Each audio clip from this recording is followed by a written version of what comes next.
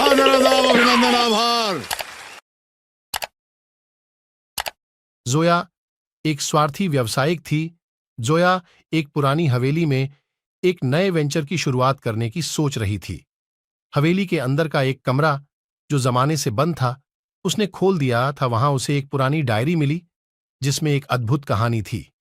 Diary के शब्द उसे एक गुप्त राज की तरफ ले गए। हर दिन जोया को लगता था जैसे कुछ छुपा हुआ हो, लेकिन वह क्या है वह समझ नहीं पा रही थी।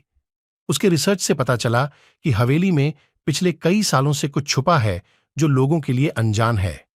जब उसने डायरी के कुछ पन्ने ढूंढे तब उसे एक राज का पता चला, हवेली में छुपा एक खून का सच।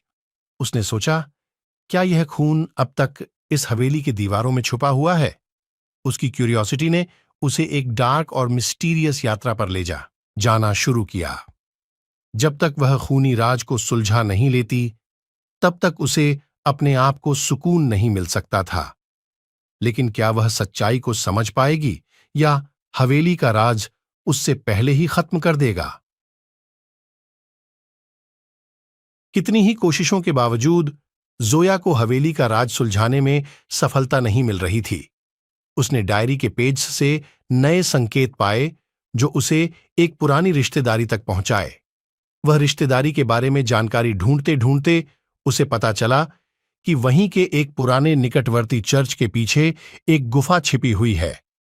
जब वह वहां पहुंची तो उसे एक और डायरी मिली जिसमें सच्चाई छिपी थी। डायरी में लिखा था कि हवेली के मालिक ने एक समय पहले अपनी बेटी को उसी गुफा में छिपा दिया था क्योंकि वह बेटी के प्रेमी से विरोध कर रहा था। बेटी का प्रेमी और वह दोनों गुफा में बंधे रहे थे और उन्हें भूखे रहना पड़ रहा था। जोया ने तुरंत वहां जाकर गुफा की तलाश की, जहां उसे दो लोगों की खाद्य संकट में पाकर दुख हुआ। उसने उन्हें बचाया और सच्चाई को सामने लाने के लिए पुलिस को शिकायत की। इससे वह न सिर्फ उस परिवार की दुखद कहानी को सामने लाने में सफल रही, बल्कि वह भी खुद एक नया पाठ पढ़ने का मौका पाई।